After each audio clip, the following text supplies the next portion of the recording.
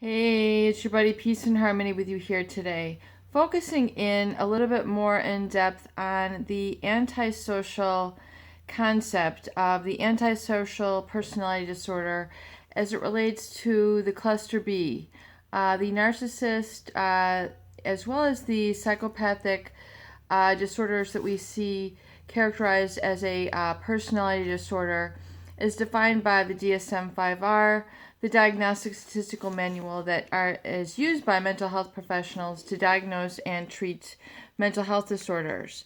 And when we talk about antisocial, of course, that word brings a lot to mind. Anti meaning against, social meaning society, meaning our common culture, our societal norms, our practices, are basically undergirding common denominator that we will share as a people, a culture, an ethos. And so antisocial disorder is essentially, that's what is brought to mind, is against society. But yet, when we think about the narcissist, when we think about the charming aspect of them, we don't think that they are antisocial at all. In fact, the very idea of charming means that we're beguiled by them, we're bewitched by them, we're delighted by them, pleased by them. There's something very charming, alluring about them. Yet, does it really contain substance?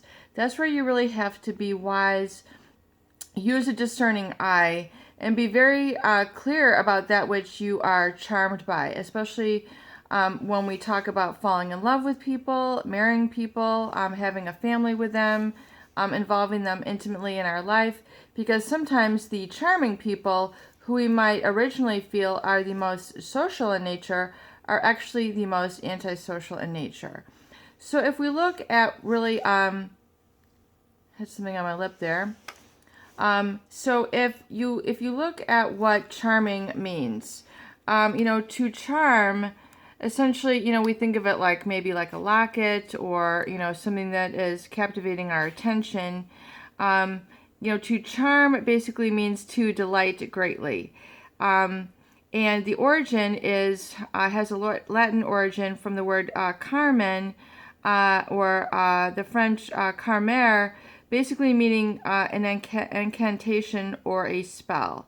So a Carmen is like a song or an incantation, and Carmen, and then became basically evolved into charming. This is from the evolution of language.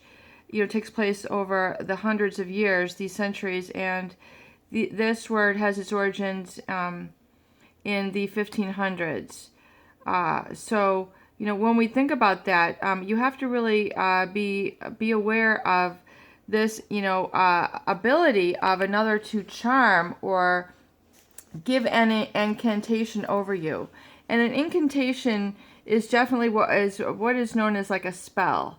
And I'm breaking this down because I want you to understand the influence and impact of this person, and see if you can experience it as a pathology, meaning, that which is not normal or perhaps unhealthy, versus maybe normal, healthy, balanced, and what is better for you as a person to be involved with. And an incantation also is it is like a word or a spell, basically, that is recited to people to get them under their power, under their control. And the word incantation has its origins in the 1300s from the Middle English, the Latin incantation, incantate, incantare, to put a spell on, or bewitch, which means to enchant.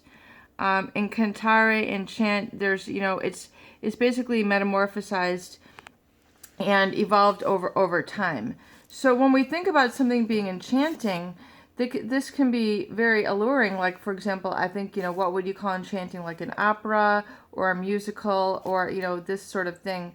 But, be very careful, because this very nature is what is utilized by a narcissist as well as a psychopath to allure, love bomb, engulf, enmesh, and furthermore, then exploit you through personal power tactics, control tactics, and essentially devalue and discard you. So it's strictly for their self-serving purposes, which leads us back to the concept of the antisocial, which means this charming, yet combined with the antisocial, is a very sort of confusing mix to the undiscerning eye, to the green observer, to the person who hitherto did not have experience with this type of person, and has found themselves succumbed to this this quote unquote charming love interest,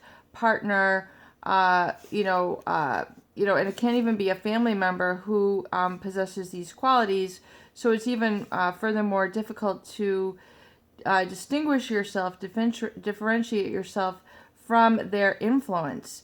And you're not meant in life to be influenced by the charm of another. You're meant to be directed, self-directed within yourself.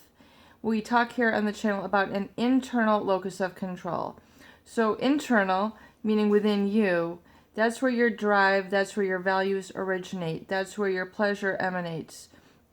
That is where, your identity, your self-belief, your self-trust should all be generated from that internal locus of control and not located outside of yourself. Because what that means, if you give another person power to control you, govern you, basically outside of yourself, that means you're subject to anyone and anything having control over you. I mean, it can switch from person to person, event to event, situation to situation, and you don't have an experience of being in control. And so this is very scary for a lot of people. A lot of my clients are depersonalized by this experience in being with a narcissistic or psychopathic abuser, controller, manipulator. And so they really, you need to locate and find that internal sense of control to reestablish the boundaries and reestablish the balance that you are so desiring, and then be able to socialize in a healthy manner. So it's very interesting, the dynamic, because the antisocial is, when someone really has an utter disregard for others. They also have a disregard for right or wrong, so meaning that they're going to go after what they want regardless if it's right or wrong, regardless if it hurts another or not. They're going to be, perpetuated towards satisfying that drive for whatever it is that they want, whether they want money from you, they want companionship, attention, a parasitic lifestyle to live off of you, for shelter, food, whatever, it is that they're absorbing off of you. And then once they feel like you're holding them accountable, you're holding them accountable for humanity, which means the emotional side, which they are lacking, that's when they really start to devalue and discard, when they feel like you're kind of getting in, a little bit, you're holding them accountable. You're seeing the real person. The mask is starting to drop. The mask of being charming, alluring, and delighting, when we find in essence that this person is quite antisocial. So you have to really realize that, there's a very strong antisocial element in narcissistic and psychopathic abuse, and to be aware of that, because if you truly want a companion, if you truly want a love interest, and you want that loyal connection with people, chances are you're going to feel that somewhat missing in an antisocial abuser, such as we see in the narcissist or psychopath. Peace and harmony with you here today. I hope these videos do help. Please share and please subscribe for more great tools, videos, discussion, and support.